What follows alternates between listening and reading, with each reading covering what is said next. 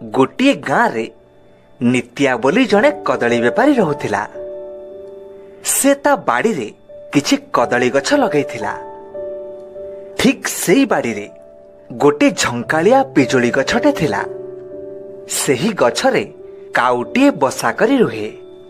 थरे काउ ता बसारे दुईटी अंडा देई थाए।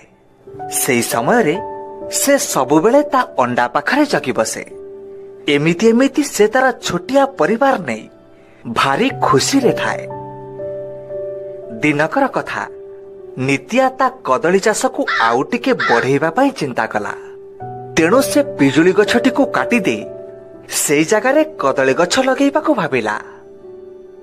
सेइथिपाई दिने गोटे कुराड़ी आनी पिजुली गछ को काटिबा को लागिला। शक्त कुराड़ी चोटरे गछरे थिबा काउ बसाटी दोहलिबा को लागिला।